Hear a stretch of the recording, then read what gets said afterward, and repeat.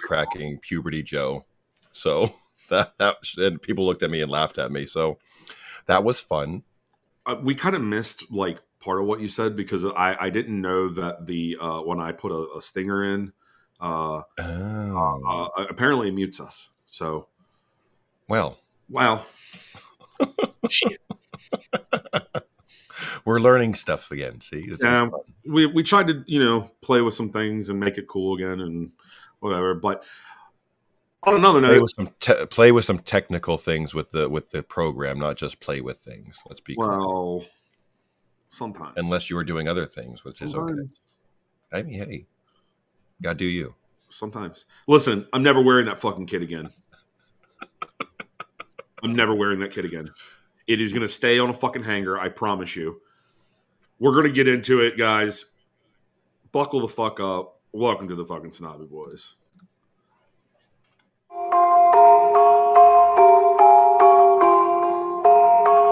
I get those goosebumps every time.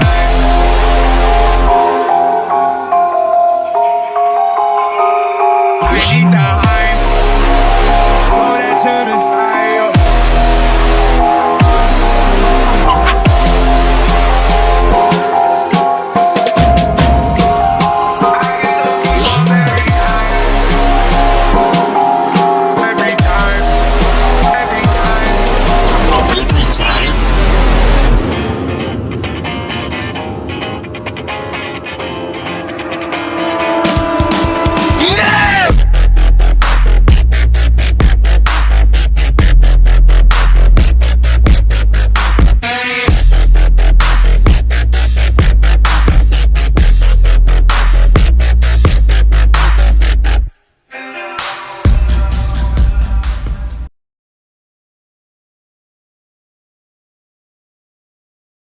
Everybody, welcome to the Snobby Boy Podcast. I'm Colby. That's Joe. As you know, making rhymes. Old times. No, just kidding. That's what kind of show it's going to be tonight, folks. Yeah, it was quite a weekend. Kiddos had some tournaments. We'll get into that in the bro talk part. It's definitely made for a funny episode, I think. It's going to at least. Yeah, make sure you hit the like, subscribe, all that good shit. I'm not gonna fucking do too many call action in the coming. Y'all know what to do. You just know what to do. But we'll be dropping some news on you very soon. So be prepared for that. You may not like it. We'll just leave it there. It is what it be. It is what it be. Yeah. So, Forced Review. This is gonna be fun.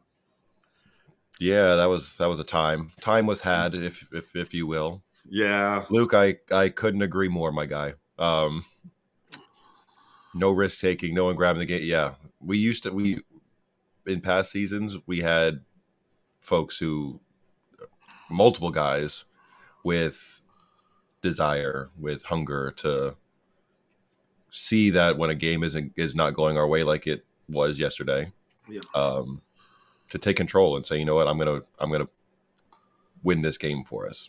Yeah. And for many of the reasons we've all talked about, I'm sure you guys talked about it on your show. We've talked about it numerous times. It's just not there this season for the guys because of personal shit, lots and injury. Yeah, it's just it's that kind of game. So before we dive too far into the time out. I can do it. Okay. Ad review. before the whisper was great. Thank you for that. Before we dive into the game portion, let's talk a little bit about Pep's presser, because he dropped a couple of nuggets that I think we wanted to hit on. First and foremost, he gave us our injury timeline for when to expect Nathan Ake to be out for, up to 11 weeks. He's had his surgery.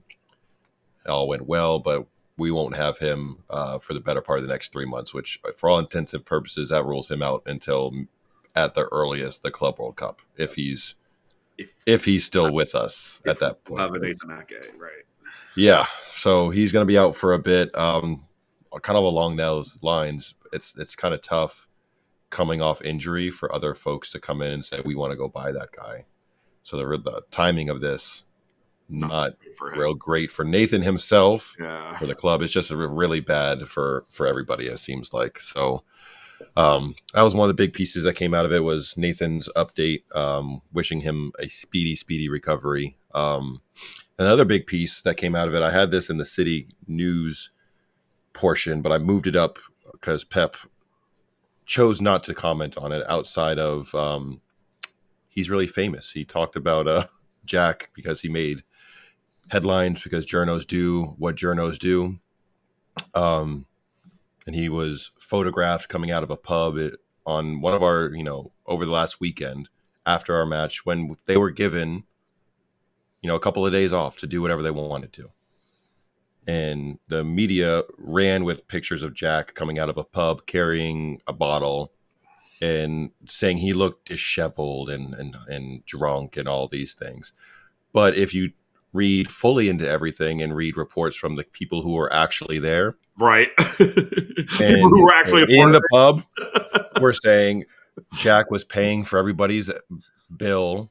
Jack was taking pictures with people. He was signing autographs. He was a stand-up person and being an awesome human being, and left like a couple grand behind the bar for the workers and things like that.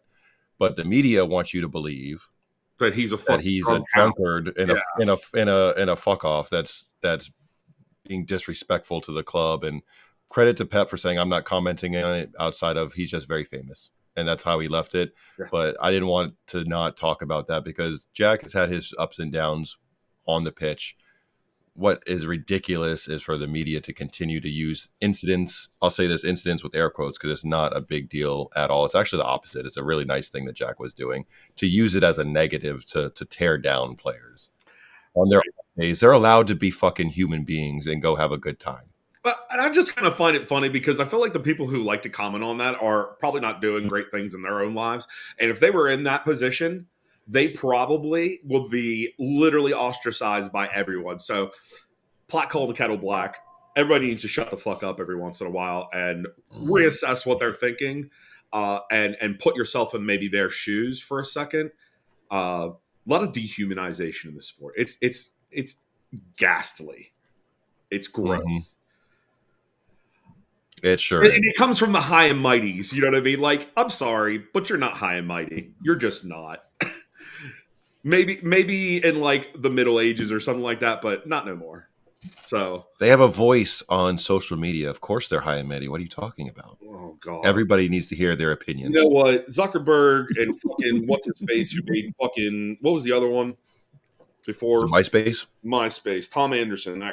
Tom. Yeah. That both of them, everybody's first friend on MySpace. Fucking idiots. They shouldn't have done this.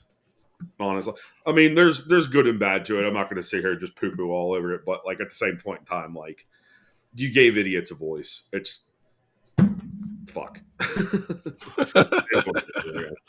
So let's take a look at the starting 11. I feel like for all of us, we thought it was fairly strong. Joe, how did you feel on the starting 11 as a whole?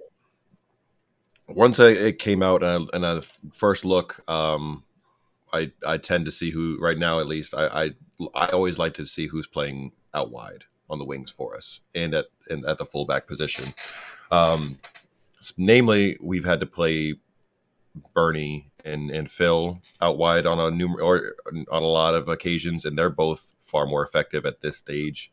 One, Phil, because that's what he is, and two, Bernie at his stage in his career, he's far more effective as someone that's in the middle of the pitch and helping out in that department. So seeing Doku, seeing Savino out wide to bring the pace, to bring the directness, running, taking people on, seeing those two out there with Holland was first thing that I noticed. Second thing was the pairing in the midfield of Phil and Bernie inside, which meant Gundo was not going to be there, which means Kevin was not going to be there. And then seeing Nico get his fourth Premier League start in a row at that holding midfielder role, seeing that triangle, I was very enthusiastic on what we might see from that group of three Mm-hmm. to be able to, run the show there. The Mm-hmm. back line is about what I expected it to be. I figured with three of our center backs now out for extended periods of time, we were going to see a return of Mateus Nunes at that right back spot, especially against Forest because they're a bigger, more physical and pacey team. So I felt like this would be a good opportunity for Nunes to come in over Rico because he doesn't have those things. Nunes is a little more physical, got a little more pace to him. So I thought we'd see him. And then at this point, the other three kind of are the first three names on the team sheet, I think, at this point, because they're the only available, defenders we have with Kushyanov, Diaz, and Yashko. I mean, they've been as close to a rock as we can get at this point with those three there at times. But going forward, I think that's those three, and more often than not, I think Nunes, that's probably going to be the back line that we're going to see throughout the remainder of the season. So yeah, they are far and away, especially the center halves. Those are far and away the best ones that we have. I actually wanted to talk about that a little bit later on as we go through the keynotes of the match.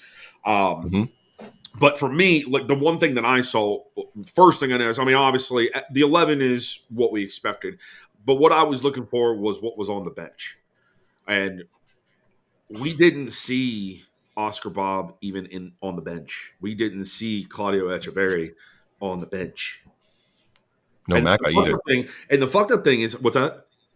No Maka either on the. Oh, no Maka. What the fuck? That fucking blew right over my head. Same. I just checking now, and I was like, as you were naming those two guys, I was like, right, not in there either.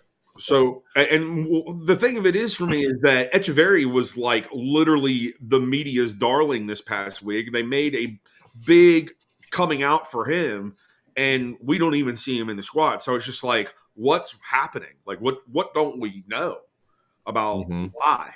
Yep. So I had some questions on that, but on the whole, yeah, this is something that I noticed. And I'm gonna skip over something that I saw early before what I'm about to say. But early on, the one thing that I kind of liked with the formation was more of this. It was defensive in a different way that I've seen yet, and it was Rubes at the back, and then you had Vardiol, Nico, and Kush in front of him, right? And then you kind of had Nunes tucking in, and then you had Phil and Bernie up in front of him, up in front of them, and then Doku, Savino on the wing, and Holland up front, obviously. But the thing is, the one thing that I noticed that it allowed for something to happen was for Holland to be able to even come back more into, like, when we're in midfield contest or contention. I felt like he was able to get back more and be more effective in trying to win the ball and move it forward and allowing the wings to press forward. I would like to see defensively that happen again with that three line and Rubes backing it up, because the one thing that I really liked out of it is the way that he was commanding out of it. You know what I mean? Because he was able to command at least 5 people in front of him, and I thought that worked excellent through the first half. Yeah, he was almost playing like a sweeper position where he was being able to see the whole field, let those guys do most of it, and then he could call the signals and say, "Got guys here, coming here," and then clean up whatever gets behind them. So it's nice just seeing them try some different things, because like we've all kind of mentioned, it seems like a lot of times it's wash, rinse, repeat with the way we play this season, for numerous reasons.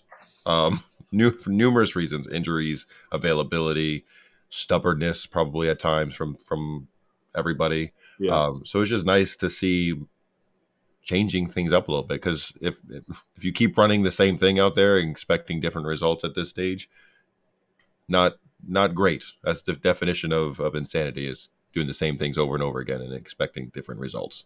So it was nice just to see a little bit of different ball. And I'm glad that you mentioned Holland defensively, because it felt like, at least early on in the game, he was trying to participate more in the press and in trying to win the ball back. But he was also dropping a little deeper too and trying to participate more in the build-up play. Yep. And I thought at that stage, like, okay, he's more engaged. Like, we're going to get something out of him today. For sure. It just didn't transpire that way, unfortunately. So. And I mean, there was very little effort, really, up through the first 30 minutes of us really getting anything close to being a shot attempt. Yeah. Shit. Yeah, there was not a lot of clear-cut opportunities in that first half. There wasn't. I mean, the first one that I saw was Holland's early pick and boot. Like, he was close on that. After that, yeah, you don't see anything again. Like I said, for 30 minutes, where Vardiol and Phil they worked a little. They tried to work a little magic in the box. That didn't work out so well. Yeah, and then that's when things kind of started getting a little shady for me.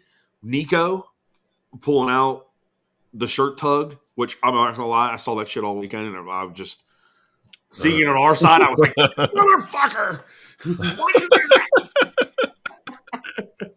Yeah, Nico was a little feisty yesterday, and Nunez was also on one a little bit when it came to the aggressiveness and physical play. So, kind of, I like it at times. That was quite the face you just made. I'm not going to lie to everybody what I'm doing with my shirt right now. When you wash your clothes, I don't know if you or anybody uses those little scent bead things. I have not tried those yet. So I put them in my last wash with this shirt, and there's another one. Is it like attached to the shirt? It's literally attached to the fucking shirt. This is fun. Oh, I just saw it. Yeah, like, yeah. The fuck? Get off my shirt, because you can feel. I'm sure that you're like. I literally went there. I was like, "Why is there a hard spot on my fucking shoulder? What, do I have cancer there? Hope not." Well, I found another one. What is happening? Found another one. Anyways, sorry, tried to just derailed you. Thank you. I don't remember what company makes those, but maybe a couple of them. You could sponsor us. I can't even remember your name, but not that it fucking matters.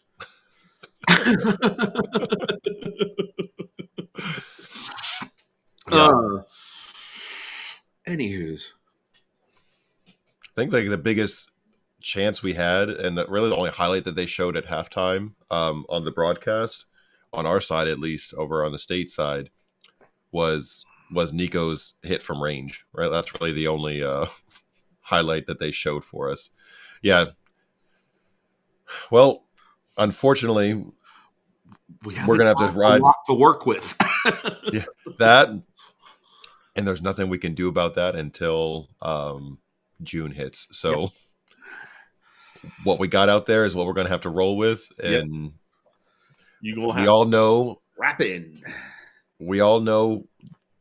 we're in need of some fresh blood coming in. We all know that certain players need either to ply their trade elsewhere or be given a reduced role moving into next season. But at this stage, that's just not in the cards. So it's not. We gotta accept. Let's grease the wheels of the good things that we've got. Yes, that right there. So, and then I remember hearing talk when it came to Nico, being called, I guess, mini Rodri, either within the club, within the locker room, within the like amongst the guys. But the media obviously picked up on it, and they started running with it during the broadcast. And I'm like, and the play-by-play guy on our side is like, well, I don't know, I don't. He's not. Nobody can fill Rodri's boots. I'm like, yeah, we're all fucking aware of that. Thank you, Captain. The real ones know, at least. Thank you, Captain Obvious. So it's like, let's not even start that comparison. Yes, he's from Spain. Yes, he's got a similar build. Yes, he patterns his gameplay after Rodri because he looks up to him because they play a very similar position and they're in the same national team and all that. But wherever this mini Rodri stuff came from, let's pump the brakes hard. He's 23. He just got here. There's a lot of potential there. I like what we got with him. I like the potential pairing of the two in the future, but let's not like start putting unnecessary pressure on the kid to like be the next Rodri. Like, let's not do that. How Let's about we just make let, him a really good CDM and we call him Gonzo? be the best Nico and best Gonzo you can be. And let's just be happy and go with that, because that's probably going to be a pretty damn good player. Right. Imagine So what this is going to bring in the next couple of seasons. We need to get like at this point, guys. There's no use in getting roughed up and butthurt about this season. What we need to do is just continue to try to make W's and get 3 points. There's nothing else that we can do. People are, as this goes forward, we're going to start gelling more. Yes, it's not the right time in the season. Unfortunately, we've been under the affliction of fucking injury more than we've ever seen probably in our lifetimes with any one team. So, yeah, let things work. that's Mac. You're not wrong there. You're not wrong. The timing correlates. Yeah. Yeah. Yep. Yeah. We'll get to the that moment in a bit, because we got some thoughts on what happened there. So yeah. I think you added one about another moment where the broadcasters, at least again on over here in the U.S. side, were continuing to bring up Kushinov's first couple of minutes against Chelsea. Oh my fucking god! Listen, dude, I'm right tired of the constant reminder of it. Like, people need to get the fuck over it. His body of work since then is like, you gotta just let it go. Mm-hmm. And I'm sorry, but I feel like there's even people within our fan base that won't let that moment go. Like, seriously. He's been absolutely fantastic since then. He has absolutely proved himself in this squad. Why do you think he keeps getting the reps? Mm-hmm. He's not on the bench. Vidaraz is on bench, or Hayes is on the bench. Yeah. He's not. So let's tuck it back a little bit and stop being so holier than thou, and trying to remind people of one instance in his career where he did not perform well. It's going to happen again probably in the next couple of seasons. And you guys are going to fucking tank on him then too. Like, sackless behavior, if I have to say it myself. I really don't understand why every match that he plays, the commentators have to throw that piece in there. Yeah. The game immediately after, sure, you can mention it because it was a game that had just happened the last match. Right, but now we're fair to bring up ahead of that. He's played multiple matches at this point and performed extremely well, so there's no need to reference it anymore. Just let that shit go. Anything to drag City down in it. Yeah, and Mac, perfect timing to make that comment. Anything to drag City down, and Rio Ferdinand is 1,000% a Muppet, and that's exactly what he does. Immediately, as soon as every opportunity he gets, he's trying to slag us off and throw our guys under the bus for whatever reason. So, well, not forever. We know why the reason is, but yeah. So right as I was about to write a little bit about Nunes and how well he had performed, I mean, because at this point we're talking about after halftime, so I'm like, all right, he's settled in. He knows he hasn't done anything yet. I mean, he's been prone to have a boo-boo at least once a match. And I was like, damn, all right, he's doing all right. He's doing all right. As soon as I'm fucking writing that shit. He goes and makes the silly boo-boo on Gibbs White and got himself a yellow. And I was just like, man, can you just... Here's the thing. I know how our fan base is, and I know how people are within the sport about it. Like, they're going to find, oh my God, Nunes fucked up again. Like, I'm sorry. And people are like, you flush him out of there. No, dude. I'm sorry, dude. He's been reliable. I'll say it. And available. Right here. He's been reliable. You want somebody reliable out of your squad? No, you don't. You need squad players. You need them. And if that's what you want to label him to dumb it down, because honestly, that's the way that it comes off. When somebody calls somebody a squad player, it's you dumbing them down in their ability. Guess what, pal? You're sitting on the couch and he's on the pitch. Think about what you say before you say it. But anyways, yeah, he did make his boo-boo though. It wasn't a good look, but it didn't affect the moment or the momentum of the game or anything like that. So it was just whatever. Right after that, Nico came off, Gonzo Nico, for Kova, which that's a like for like replacement any day of the week. At this point, Kova has become our backup CDM if he's not given any chance forward. So, good to see that. And then shit happens. Ball goes back and forth a whole lot because that's how this match went. It wasn't. The second half opened up a little bit more than the first half, but it's still there wasn't a whole lot of clear cut chances for either side. No, yeah, that just shows you how bad the first half was for both teams, because the second half was more open and it really wasn't that open. So it's like it's not the comparison isn't great. So yes, let's go! Let's go! DK Metcalf is coming to Pittsburgh, bitch. Let's go! Did that just drop? Yes. Live reaction from Colby. Yes. Did they put the trade details in, or is it just announced that he's coming? I'm sure it'll come up. Yeah, a little bit. That's a great get. That's a great massive get, dude. Him and Pickens are going to be nuts together. Now we just need a quarterback. Right. You got Danger Russ. What are you talking about? Right. Sorry, man. Worst fucking nickname ever. It really is. It's awful. I mean, I wonder if I won't say worst. gave it to him. It rings true to that particular relationship. I'll say that. Right. She probably made a song about it we don't know about. One of them wears the pants in said relationship, and it ain't him. Well, Chad has info. That ain't bad. That's not bad at all. I've given up a second round for him. Yep. Conditional. I'm sure the conditionings will be based on his performance, so we shall see. But I think he's going to. I think he's going to light it up. I can't wait. I'm sorry we got off about the other football. We do have. I did anoint Luke. I don't know that he's in here anymore.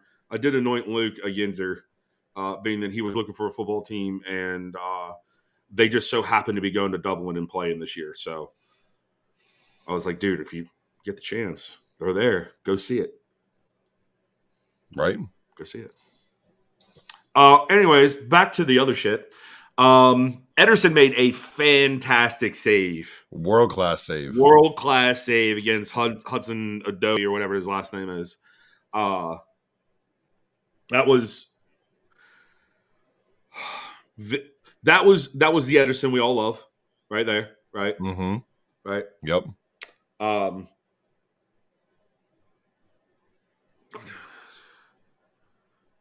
Sorry, I lost myself in the notes. We wrote a lot in this one. Like, there's a couple paragraphs just in a bullet. We talking about the forced goal? No, we've not gotten there yet. Oh, there it is. The defenders one. Defenders. There you go. Did you write that? One. No. Dude, I need to not smoke before I. No, that was your comment. Well, we're gonna skip over that. We're gonna glaze it because I'm sure I was just thinking in the moment, and it really doesn't hold any weight. Some subs: Marmouche for Savio, Kev for Phil. I think many hoped for Kev being super sub in this, as we typically do. Yeah. But I gotta tell you guys, I mean, I think we've watched that sunset. I don't know that we're going to get another vintage Kev performance before he leaves, if he's leaving. I know that they're, in spite of his body of work being in City Blue, he's just hit that point, the wall, if you will, where he's not effective anymore. I mean, he had one nice ball in. I won't say that he was terrible in this one. It's just I think the expectation level given his name is higher than what it should be at this point. I mean, Mm-hmm. you got to keep the expectations where they are. Yep. You got, you know, That's the biggest thing right there is you can't expect one that when he starts he's going to look like the Kev from a couple years ago. We have to totally understand where he's at as a player now. Also, he also needs to have a come to Jesus moment with himself and recognize what he's capable of and how much he's able to give. So it's hard for athletes that have been at the elite levels to realize, you know what, I just don't have that anymore. next gear for me anymore. So I need to recognize where I'm at and where I can still be helpful and stick to my role in that situation and just excel at that little whatever I can do there. So Yep. it's always hard at that point because for players when they get to that age and recognizing that they're not quite who they were before and then coming to grips with that. And so, some guys are able to do it quickly, others are not. Some hang on a little bit too long across all sports and can't just let it go. So we're going to see here the next couple months because he's not re-signed with us. There's no reports of him signing elsewhere at this point. There's speculation that he's going to go either to MLS or Saudi. There was speculation that he might re-sign on a 1-year extension for significantly less money with some bonuses and incentives. But we don't know if any of that's true or what. So looks like we're going to be riding this little journey out for the next 2 months and see where the chips fall Exactly. at the end of the season at this point. So Yep. Mac brought up the highlight of goal. the game. Yeah, the one and only one for any team, either team.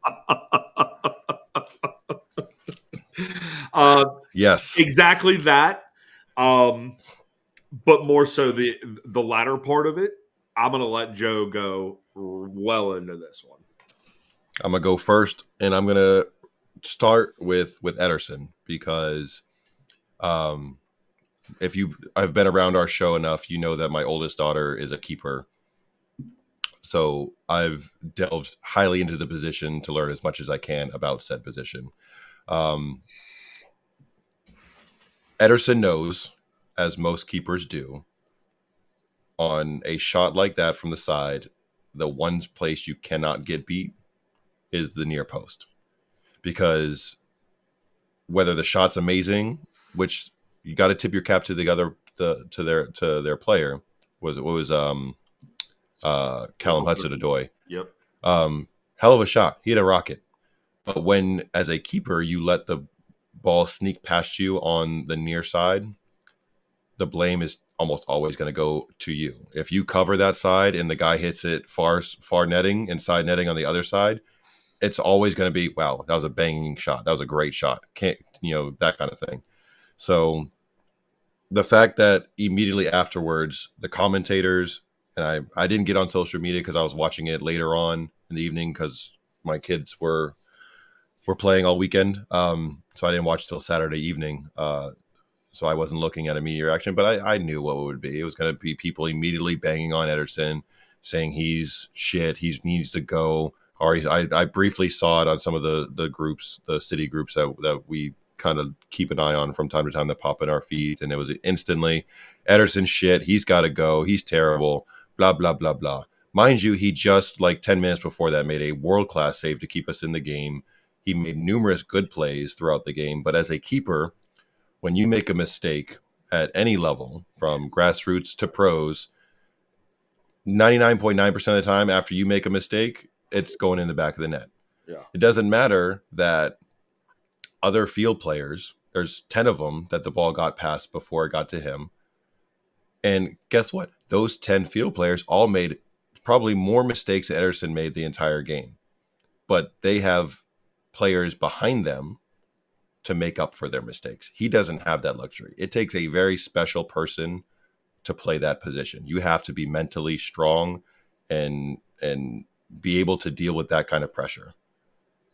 Because unless you've played it, it's not easy. I won't say you can't understand it, because there's other positions and other games. There's people can understand pressure, but unless you've played it, it's really hard to grasp what they go through. So just coming down hard and saying it was Ederson's fault we lost the game, he should have stopped that, blah blah. Last I checked, when you looked up at the scoreboard next to the Man City logo, it had 0 on the board. Correct me if I'm wrong, but you cannot win a game if you have a 0 next to your name. You can tie a game potentially, but you can't win it. We didn't score any goals. So before we start banging on Ederson, who I'm sure he will admit, and I will admit to, because he's one of my favorite players on the team and has been for a long time. He hasn't had a great season. I think he's had brilliant moments. He's had some really not so good moments, but to lay the blame strictly on him is not acceptable behavior from our fan base, from the media, because there's no goal scored. As a keeper, you can only do so much. Responsible to a degree, because it's not solely on him. And just like Max said, what's about to be said is that Vardiol was at fault there. He did not read that well. He did not go down to the byline quick enough or with enough urgency, which should be the word, to be able to make that stop. Had he known what the fuck was going on and where to be, it was on him. When you have a 55-mile-an-hour rocket coming at you from 10 feet away, okay, it's not that easy, guys. Should his hand been maybe a little bit sturdier? Should he have closed his body more into the post? Sure. But unfortunately, we've come to learn there's a lot of simpletons in this fucking sport, and especially in this fan base, man. Because most people think that it's just one job. You got one job, right? It should just be that simple. No, it's not that fucking simple sometimes, man. And until you've really done it yourself and seen it up close and personal for yourself, you can see it in the game. You can go see it in a professional game, and you can look at other professionals. But that's all a dehumanization. People are humans at the end of the day, right? I think that 100%. I think there's a lot more deeper thinking that needs to go into this, instead of being so brash and quick to decisions. See one thing and hear a couple other people say it, so now that's got to be fact. So they just jump right on it. Do you know why we don't instant react shit? Is because we give ourselves time to marinate and pick apart the feelings versus the facts. There's a lot of feelings out there that are not factual. You may believe they are, but that's your belief. That's subjective. The objective reality of it is this. And unfortunately, until more people get out of that mindset, it's not going to change. We're going to continue to see the same rhetoric over and over again, fucking virtue signaling, blame placing, all that shit. It's just going to continue to happen. We're just going to continue to fucking make fun of it. Yes, all of that. And I mean, after the goal, that was pretty much it. We really didn't muster any kind of challenge. There wasn't really any like, oh my gosh, we almost won it there moment in the last 6-7 minutes. Zero. It just kind of played itself out, and that's how we ended up 4 points behind them. And then today, Chelsea took care of business with their match and won, so they're now above us by a point, I believe. Come on, Europa! Come on, Europa! Yes. So we're sitting in the 5 hole right now. Still looking like the 5 spot is going to get a Champions League spot next year. Yeah, with how everything's working. Yep. But there's still many points to play for. I don't think the team, Chelsea, Forest, they will inevitably drop points over the next, last couple weeks of the season. So there's plenty of opportunities for us to grab, top 4 again. So it's not doom and gloom. It sucks that we lost. We had an opportunity to jump to 3rd. Second one of my homies who have thrown me under the bus for the sunscreen. My boy Ergo also messaged me on the side and said, "Bro, sunscreen, are you okay? Look here. Hey, at least we go outside, dickhead. You and Stu can kick rocks. I did not put some on today. I was outside for 3.5 hours. It's Oh, and there windburn. goes Brandon. Okay, Brandon's about to make a comment too. It's windburn. See? Wasn't even that bright out today. Where I was. I still got a little rosiness on the cheeks. So Yeah, man, it was Howard Community College, man. It was bright and sunny. It was a little windy, but it was bright and sunny. Yeah, it was at Kinder. It was definitely bright out and it wasn't a lot of wind, but the sun, I guess, didn't. It wasn't even like hot out, so that's why I guess in the morning I didn't really think about. You know what? I should put sunscreen on. Bro, I came in shorts. I thought it was warm when I first got out there today, and then the wind started picking up, and I was like, because I had a sweatshirt and sweatpants on, and I was just like, I think I'll be all right for sure. I was standing next to. I guess I got the more sensitive of. You have stronger skin than you. Well, Brandon. You're good for him. Super pasty. I am not. You're a little bit more compared to me. You are. I am not. Well, I hope it's nice and bright and sunny out, and I hope you put sunscreen on, unlike me, Mr. Stewart. So, listen, I can only imagine that he probably tans red real fucking quick. Yes. Yes. Stu Chains 100% has that fair skin. Yep. That's just it. Yes, you two would get along great, actually. Kids game mornings, yes, it is sweatpants and a sweatshirt until it gets warm again, and then it is shorts and a t-shirt, and that's it. I might wear. Brandon showed up in his Hey Dudes with no socks on. No tan at all, he said. Exactly. What are you, fucking one of the cast members of fucking what was that vampire movie that they glowed like fucking diamond shits? Twilight. Yeah, what are you, a fucking Twilight vampire? He sparkles. He does. He sparkles like diamonds. Weirdo. Man of the match. Yep. Both of us had the same guy. We did. Far and away. Once again.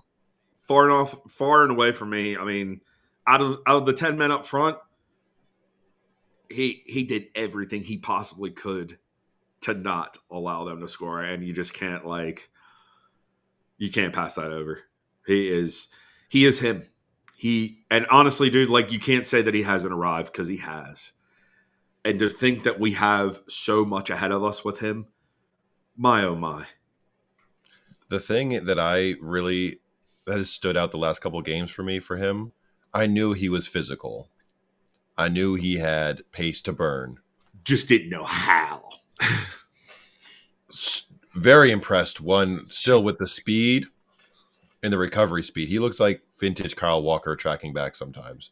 But the most impressive thing for me is how comfortable he looks on the ball. When we are in possession and he's passing, and his foot skills are much better than I thought they would be. He's pretty damn technical already, and he hasn't even gotten into full-on pep training yet. I mean, he's only been around about a month. There's a lot more to come. Eat my shorts. There's a lot more to come with him. So he's got all the physical tools you go want. He's got the right mentality, and then continue to build on some already really good foot skills and understanding of like passing in off-ball movements. Gotta love that. He's gonna be a player for us for sure. The one thing that I will say though is that anytime something happens to him or the camera seems to pan onto him, I'm not gonna lie to you, he looks like one of the kids on Aiden's team is about to cry every time.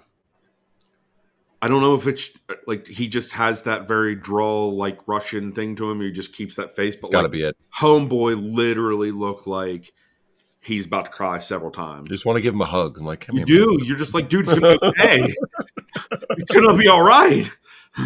Yeah, his face. Dude, that was so funny. Saying as I'm buzzing.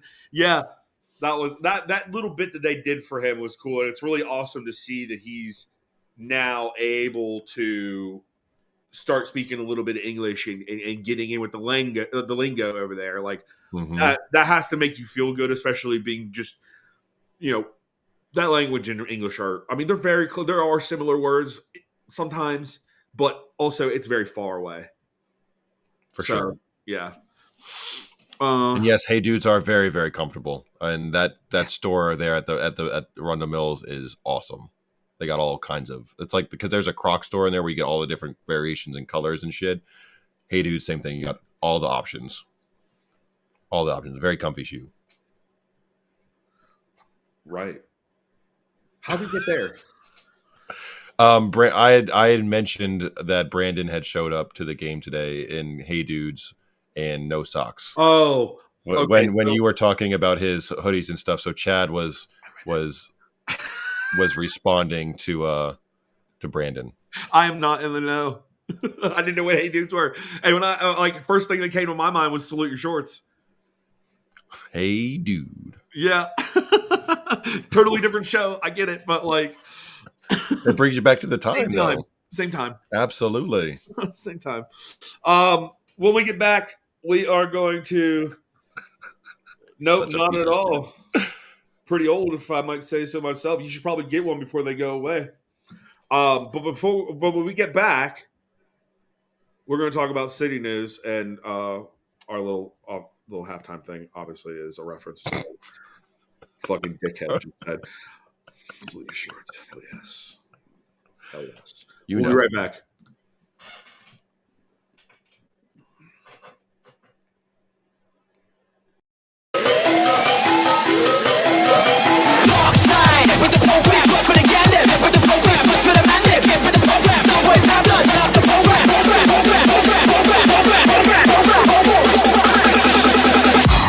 Shake it, but the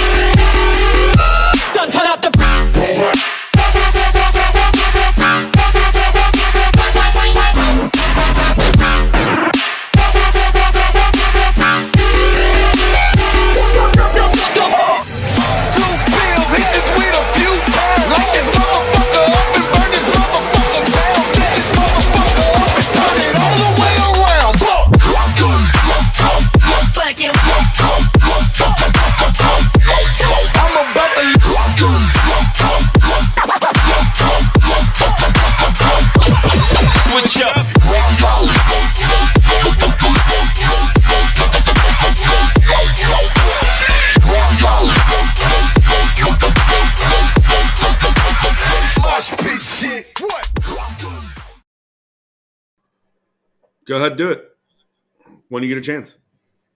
That'd be great. Hopefully before the end of the season, right? On two accounts. The fact that we will conquer this bullshit and the fact that it won't be around anymore after that. So go get it. All right. Anyways, City News. City News. Yes. It's that time. It is City News time. First piece that popped this week that we wanted to talk about was one of the guys we referenced who was not in the squad this weekend, but we're very hopeful that he will soon be at least part of the bench and maybe get some spot minutes just to see what he's got. Claudio Echeverri's shirt in the Man City store is selling like hotcakes. They can't keep it stocked fast enough because it's selling off of the shelves or the online virtual shelves, if you will. So are they out of ease is my question, or ours? There's a lot of those in his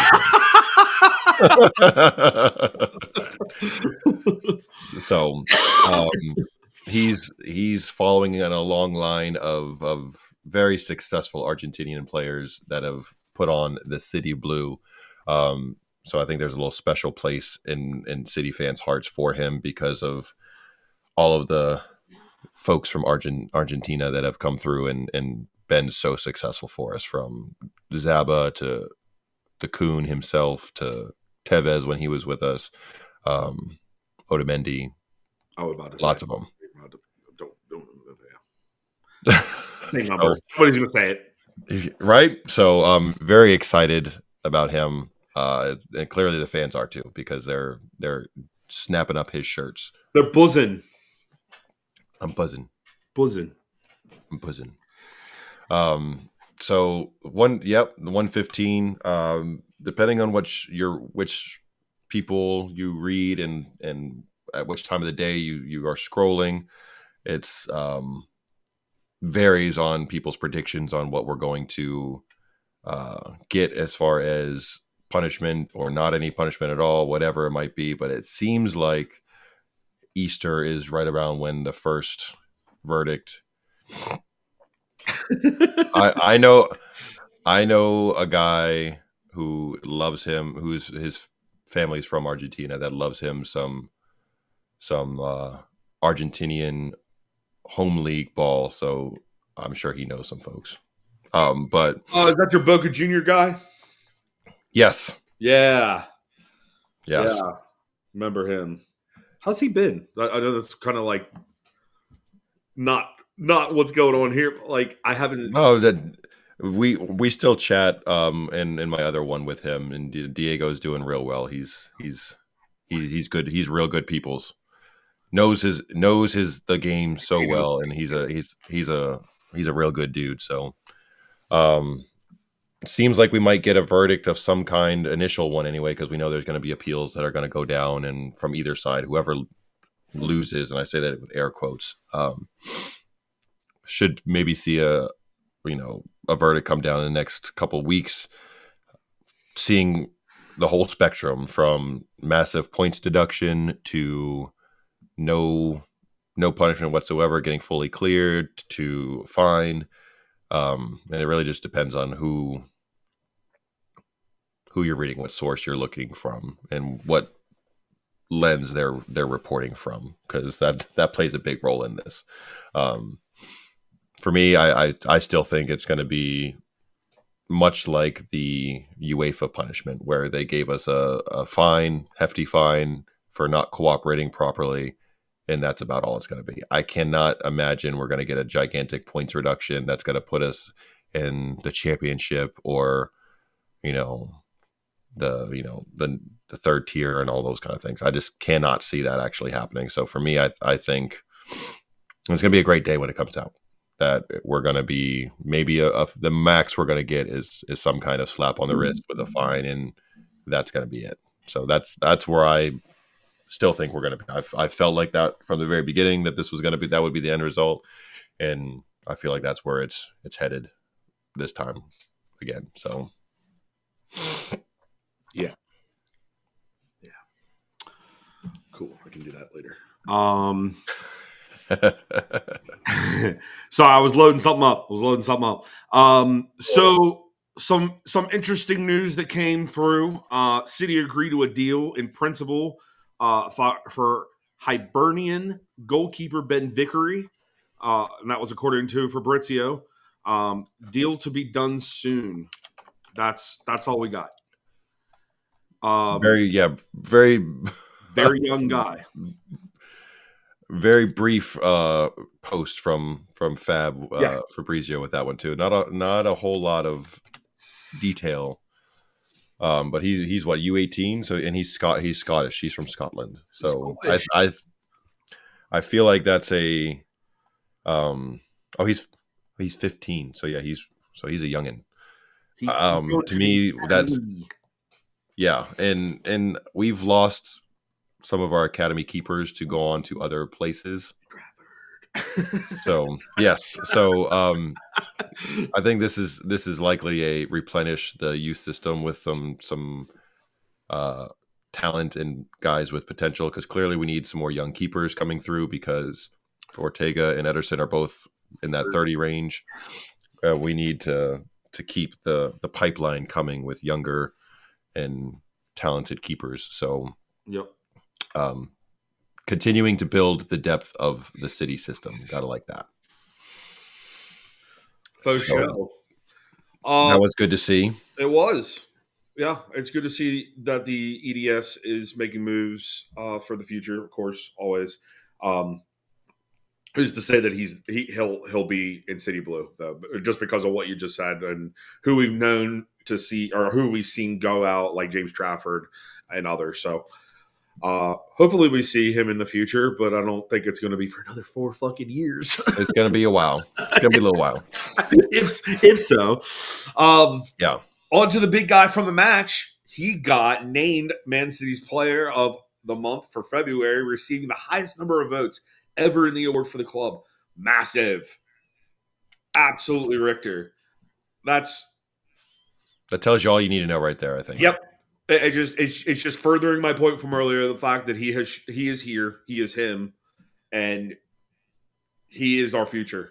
He's the pairing of him and Ruben is just I can finally so I've been making these pictures of the last couple seasons of all of our players, and like I made one when we signed Vardiol, right? We still had Laporte, and I made it a brick wall because on paper, man, our defense does look like a brick wall.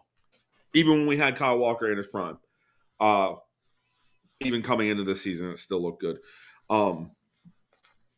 Now I can finally make that fucking picture, I think, and post it. Maybe. See how you're feeling. Yeah. I feel like if I do that, it might jinx it. So I'm not going to – maybe I won't. Hold off. We're going to hold off on it for a little bit. Just in case. Yep. Yes. That's going to be fun. I would like to see the homeboy get more time, my man. I really would. It's not that when he's come in, he looks good. He looks decent. He looks comfortable on the ball. He certainly is good moving the ball forward. We saw that out of him in this last go. He's more physical than I thought he was going to be. Yeah, his stature concerns me a little bit with how scrawny he is. I'm thinking he gonna need to bulk up. Him and Rubes gonna be hitting the race together. Yes. Rubes is a good one to learn from. Yeah, especially in that position because I remember watching the documentaries and they often would put Ruben like right next to Bernie, and Bernie would frequently say, he's a fucking statue, like, but you don't have to be like. He's like, I never go to the gym. I don't do any of that shit, and I'm still successful. But like as a center back, you kind of want them to look a little bit like Ruben. Like that's kind of you'd like to see that out of your center backs. Yeah. Have a little bit of stature to them. I want to see some muscle definition and like it expanded a little bit. He's a little scrawny. I don't know what he's eating down there, but he needs to. His metabolism is very high as maybe that's it. So, maybe he just got a real high metabolism. Well, I had one of those. I miss having that. The years ago to Taco Bell at fucking 12 o'clock are over. Yeah. And feel fine the next day. Yeah. Now you do that. You wake up in the morning, you're like, oh. I'm in the bathroom a couple of times this morning, knowing that's how it's going to go. But speaking of our two most recent center back signings, it appears, as far as what we're seeing, is somebody's going to be coming in that was in and around the squad in January when they were being signed as a full flight and member of the first team coaching staff. And it appears our former captain, Mr.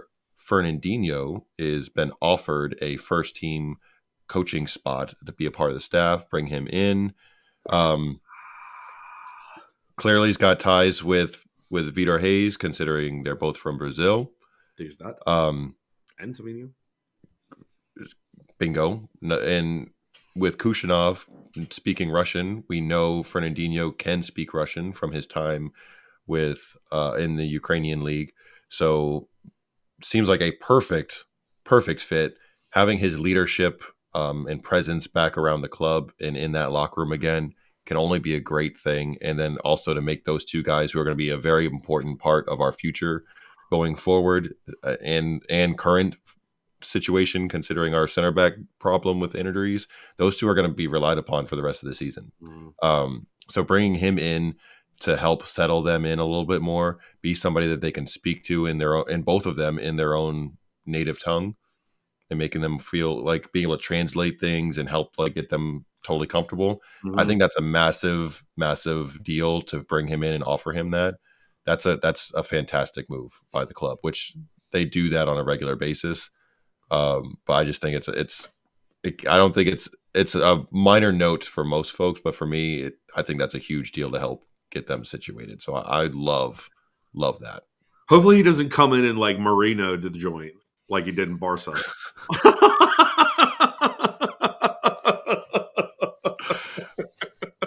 That too.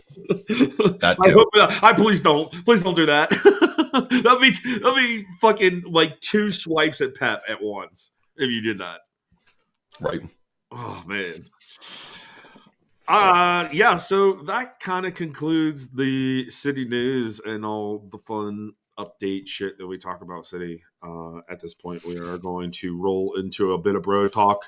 We're a little ahead of schedule than we usually are, but then again, there wasn't really much to talk about because we don't have all these extra competitions to really talk about right now. So yeah. And the match was kind of dull. There Dull. wasn't a lot of moments to really talk through because there wasn't a lot of moments in the game. My grandmother's And that shit happened. were sharper. Yeah. And that happens. And that's okay. Every show is not going to be a 2-hour episode. And that's okay. That's not. Although we get condemned for having guests on for 2 hours. Absolute Bella and that guy. That is on Mac. That is on the watch list. It kind of came out, I think, Thursday or Friday, and this weekend has been all about our children's getting back into the flow, which will lead us right into Bro Talk. So, great question, great timing. Thank you for talking to us, right, and staying in the moment with us. Appreciate that. So, yeah, that has not been watched yet. I don't think Colby has watched it. I know I haven't. That is on the watch list for this week. But pretty much both of us all day for the majority of our Saturdays were spent out at the park watching our kiddos get back into outdoor footy.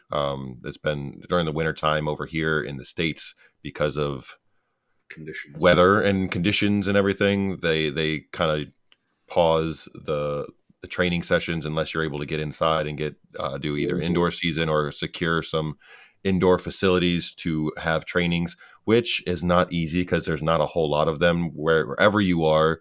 There's not a lot of indoor facilities and spaces to secure space to train. And then there's also like a shitload of other clubs that are also trying to get those same spaces that are available.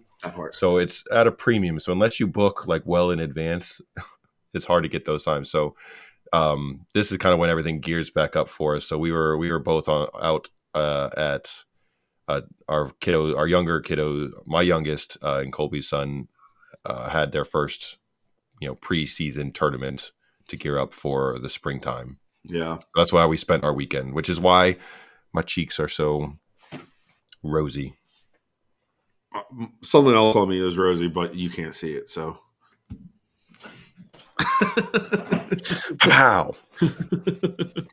So yeah, kids weekend first, we kicked that off. As you guys know, well, most of you guys know that Joe's daughter plays for rival club Liverpool over here in their satellite academy. Real quick though, you said something that it jogged my brain and then went on and then it rejogged it again. You said something about the lack of facilities, and that is the truth. That there really is. But the funny thing about him saying that is that in the United States, we are one of the regions where the game is actually the most prevalent. There's a lot more. If you drive across this nation, the DC area, New Jersey, New York, Connecticut, that's footy land for us over here. Down south too, down in Florida, Texas is starting to get that way a little bit. There's a Barca Academy out in Arizona. California's big. California's big on it too, of course. But for the East Coast, and a concentrated region that's honestly significantly smaller than California, we have a lot to offer here as far as clubs. It's just there aren't adequate enough facilities. This weekend, we actually at one of the tournament locations, it's one of the bigger clubs in the Maryland region, or the state of Maryland, really, the DMV region as well. And they actually host 2 clubs. within the grounds. One is basically from what Joe told me, is basically a feeder club to another. But the one feeder club is the one that my kid plays against regular, or has played against regularly, as well as Joe's girl. And I just find that, I just thought that was really wild. You know what I mean? Because as much as we sit here and say that footy's really not, that big in the United States, and as a whole, it's not. But where we live, because of demographic, because of high-paying jobs and stuff like that, we do have the facilities. Just again, I feel like I'm fucking circling this one. We just don't have enough. And case in point being that there's two clubs that are having, and there's two clubs having to share a facility. But what's even more crazy is the fact that, how many pitches are there, Joe? There's got to be at least at that facility. Yeah, there's got to be over more.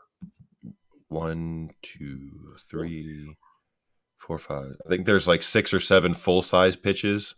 And then for us, the 7v7, 9v9 size is just like going halfway, so they can fit 12 different matches going on at one time. So well, it seems like the idea seemed like it was going to be a great idea, but from everything people have told us and everything with the tickets, they're either dropping tickets prices significantly because they're not getting as many people buying them as they were anticipating, mostly at the games where it's significantly lesser known clubs that are playing against each other. People are not clamoring to buy tickets for like the Saudi team against a MLS team, if you will, as an example. So the idea, if it wasn't so freaking humongous, if they would have kept it as like a 10 to 12 team thing instead of a World Cup size pool of teams, I think they miscalculated. If they would have started as being this as the first time that they've done this kind of event and hosting it here,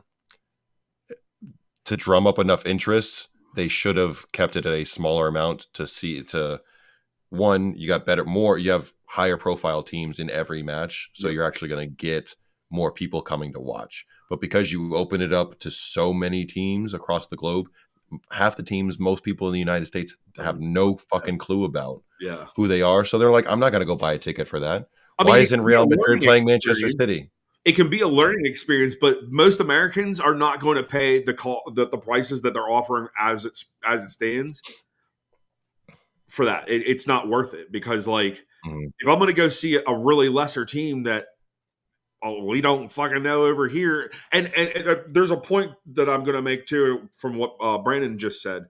They kind of correlate, is the fact that, suffice it to say, and we've said this, I've said this ad nauseum on here, is the fact that we did not have the accessibility to the game up until recently, really since COVID.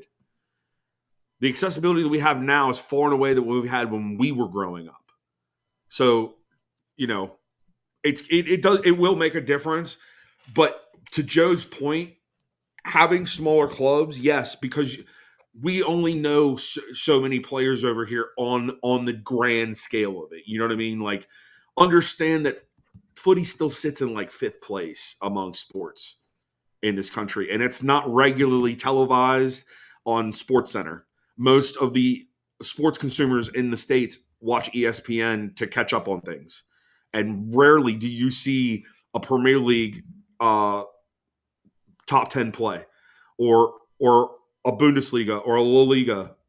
I mean, you see more La Liga than any of them, to be fair, but they typically cover the footy on like ESPN FC. They have a dedicated show where they cover all of the soccer stuff. The Sports Centers is the draw for most people. They're watching those, or they're watching the daytime talk shows with the talking heads that everybody watches, and they don't. Those people that are on those shows that are the personalities, they know nothing about footy, so they don't even bother bringing those up as a topic during those popular shows that people have on during the workday in the background and things like that. So it's just not covered like that for most people, unfortunately, because we all know how amazing the sport is. Those of us who follow it on a regular basis know a lot of the clubs and are interested in these kind of things. But I think they watered down the product too much, and most folks over here, because of mentality at times, they want to see the best of the best, and that's all they're curious about. So they don't want to go watch a game, like I said, without big name players or Something clubs they that they don't know recognize. anything about. Yeah, something they recognize, exactly, and they Yeah. don't recognize these other ones. So it doesn't seem like the interest is as high. But I think I don't blame the American consumer for this. I blame the people who organize this event, thinking that they could get away with charging full price tickets for lesser matches and making it such a big thing when It's it not. didn't It need to doesn't be. have that much traction here yet. Still, I mean, Yeah, it's going. it Our kids' generation, it's going to boom because it's more prevalent, and you have guys like us passing on the team to our children, and they're going to, they're going to be the ones that further the game. And honestly, with them not showing it enough and it not being on the mainstream sports thing, it's literally going to, it's what has capped the sport over here. and And this is exactly it. yeah, You're not paying full price to watch like academy and third teamers. But they're so when that's also part of the issue is that we most folks know that they're not going to be playing their strongest players a yep, lot.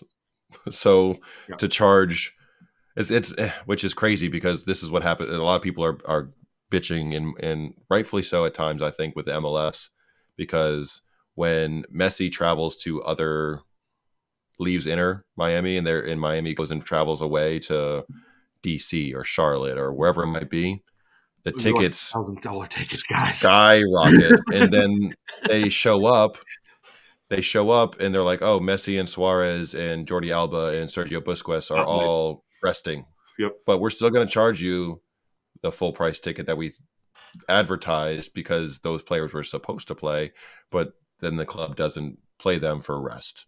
So that's part of it is people are recognizing like some of these big names are coming, but they might not be playing, and I'm paying a full ticket, face value of a ticket to watch 18 to 20-year-olds who I don't even know anything about, because for some of us that's like a cool thing to watch because it's your club and you're interested. But for like the general consumer for this kind of thing, it's not a huge draw right now. The World Cup, when it comes in a couple years, totally different story, because it's got a track record. The tournament's been around for a long time. We've hosted it here before, and all of that. So, but the FIFA Club World Cup is like a brand new thing, and they should have, like I said, started off with a much smaller pool of teams and then grown it into a bigger thing. They went from hosting it pretty much in the Middle East for like 8 teams over the course of like 2 weeks in the wintertime to trying to put on an entire 36 team tournament situation. Like there should have been some kind of middle ground to make this a more successful thing. Yeah, 100%. Mac asked if the talent is improving in the U.S. and do you think it will drive the interest even higher? Honestly, Mac, the states are too big to even know what the talent pool really looks like. You know what I mean? From what we see at the grassroots level with our kids. I mean, of course, we're going to be a little bit biased. I mean, my kid slaughters. I'm not gonna lie, and I hear it from all the parents on my kid's club how well he plays, and the same thing goes with Joe's kids. You know what I mean? So we can only be biased, really, or really take in account to our own children into this. Are there players on each of their teams that have the potential of being good players? And does it seem that maybe there is more IQ about the sport than maybe in years past? Yeah, I would say yes. Um, do I think it's going to drive the interest even higher? That all remains to be seen until we get through these 2 tournaments and how they go. How well they do will then translate into the public here. You know, the minute that we hear something like we heard with CONMEBOL down in Miami, it's over, and it's not going to gain traction because, suffice it to say, Americans don't want that type of fucking bullshit. They don't want that that hooliganism. They don't want, especially how some of the South Americans, especially with that tournament, climbing through the air vents to get in. That was Don't a come and great. destroy our shit. We ain't That was having that. shit that happened. And if I that's do. the case, if that's the case, the mentality of the average American is going to be, I don't want that shit here. I don't And want I'm not them, gonna I don't want go. them I'm not gonna ruining. go patronize it either. Exactly, and especially when when you're playing it in already established NFL team stadiums, you're coming there and wrecking their stadium. Do you think they're going to want you back? No. The fact that Miami's hosting after that happened, I mean, that's kudos to them, but they also understand their demographic in the same breath. But it's still not a good look. Yep. I do think the talent level overall is for sure improving across the board on the boys and girls side and the grassroots level. It is growing and continuing to grow in popularity amongst the younger generation. Colby and I are both 38. Um, the younger crowd are driving a lot of changes in the sports. Like baseball was like this, where the games were going on for like 4 hours and nobody was watching. They changed fundamentally the rules to shorten games so people would actually continue watching, and it was a massive success. Yep. Baseball games are now 2.5 hours long. Yep. The attention span of the younger generation is non-existent, so they're not. It was screens, right? Yes, so you got to grab their attention. The beautiful thing about the beautiful game: 45 minutes straight through, no commercials. Then you got halftime where you can go do your shit, come back, watch another 45 minutes, done. Done. Yep. There's that to me from going out and watching games at bars and things like that in DC. More and more people are gravitating towards the shorter game times because they have one, attention spans are short, but people are fucking busy. Yep. They're doing so much shit. They don't want to devote 4 hours of their afternoon to one event. That's hard to block off that amount of time. The average working man nowadays, which baseball, if we're talking about that specifically, that's what that game was designed for, was the working man. You got off of work, 3:00, you go catch the game, chill out, have a couple beers with your buddies, go home, have dinner, right? It's not like that anymore. You don't have the slow pace quite like it was. Everything is fast paced, and especially over here. And I know it's like that across the world, but when you only see it within your purview, you really notice it. And people over here, suffice to say, it's just go go go all the time. I mean, comparatively, like I'm the guy who was probably built for back then, where Joe is a little bit more built for now. He's a go go go go type of thing. I'm more of a like, listen, all right, we did that. Now it's time to chill out for a little bit, and then we'll do something else.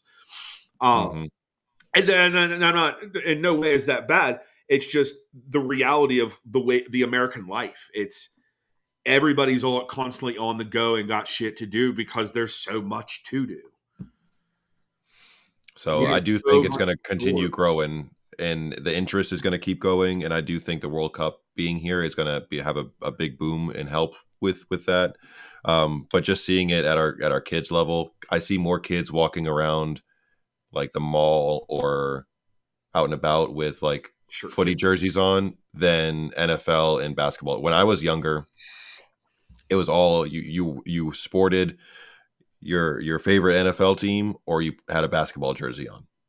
I don't see those nearly as much anymore, but there's always kids walking around outside of school for when I pick up my daughter or my kids. Somebody's always got a footy kit on. I usually see 2 or 3 of them at least when I'm out there. So it's growing in popularity with the younger crowd all the way down to like the grassroots kids level.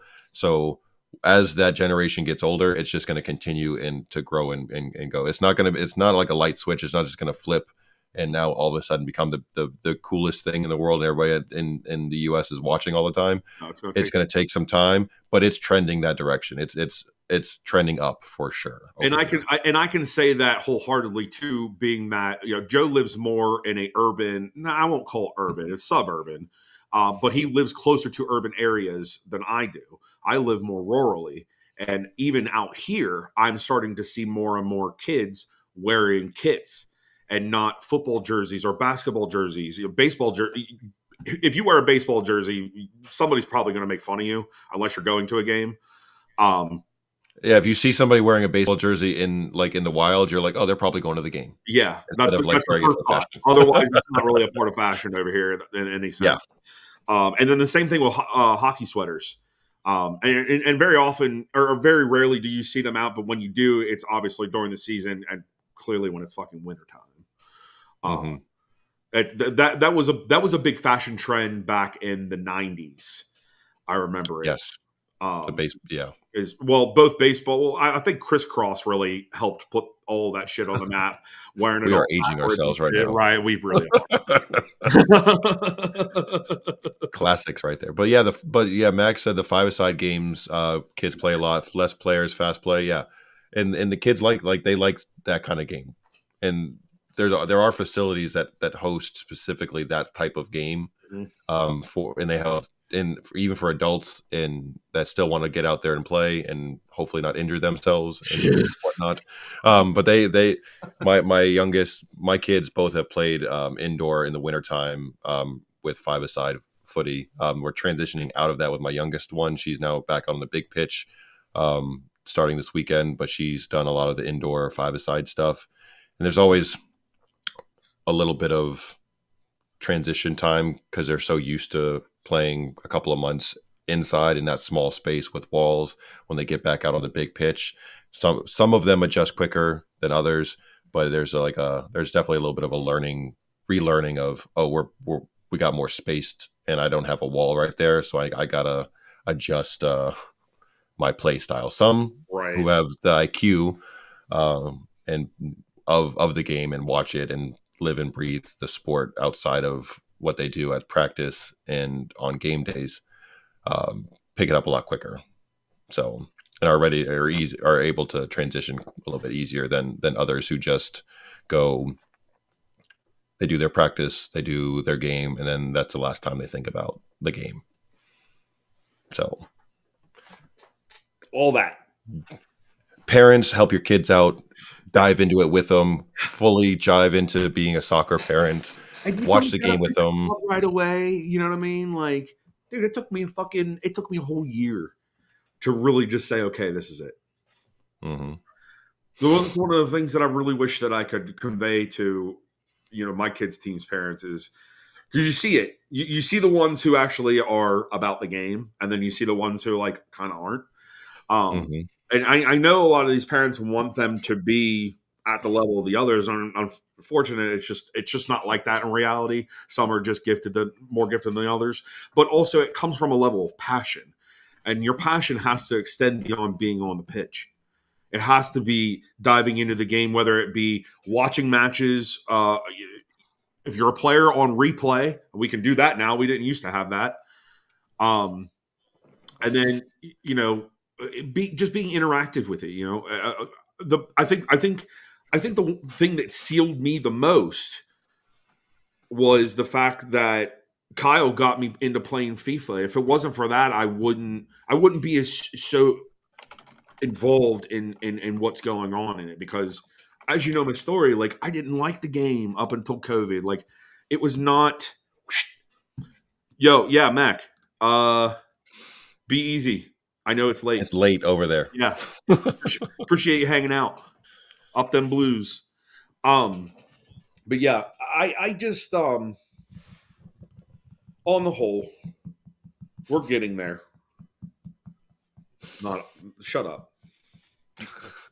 No, the Austin Powers line just went through my head when you said "on the whole." I know. I can't. I couldn't help it. Shut it up. The game's gonna grow. The game will continue to grow. It's just people have to realize, especially people across the pond, that this is going to be the real first generation of American lovers, especially of the maybe second generation of Premier League lovers, but it's going to lead to a generation that's going to expand the game even more, which is happening right now. Guys, it has been absolutely awesome hanging out with you all. Mac, B, I know Chad's maybe still in here. I'm not sure. Stu, you fucking dickhead. Thanks for all hanging out with us. We super appreciate you guys hanging out with us every time that we're on. Like I said, we're going to be bringing up some news within the month. Joe and I will discuss when is best, but yeah, be on the lookout for that. Until next weekend, Sunday, we are no longer doing midweekers. As we are not in midweek competition, and honestly, the whole preview game is super saturated, so we aren't doing it. So until Sunday, when we who do we play again? We have Brighton. I knew it was a B. Brighton. We have Brighton at home. We'll be reviewing that and getting you guys' ears. Again, thank you all for hanging out with us. Make sure you hit like, subscribe, notification bells, all that good shit. While you can. I keep dropping nuggets. I need to stop it. We'll see who's the smart ones that pick up on it. Yeah, it's the smart ones that are noticers like ourselves that notice things. Right. I'm a noticer. I notice everything. Everything. Everything. We're gonna let you go with a little bit of this, all right? Man United. Man United. It's getting bigger every time we play. Man United. Oh, it's did you not? Oh, it's because I hit the credits. And it's only 16 seconds, and I didn't put it on the. Man United. 14th place looks great on you. It's getting bigger every time we play. Man United.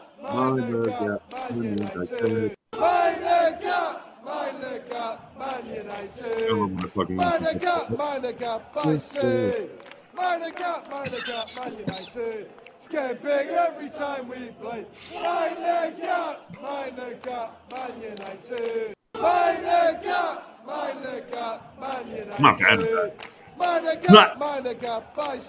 Peace, y'all. Man United.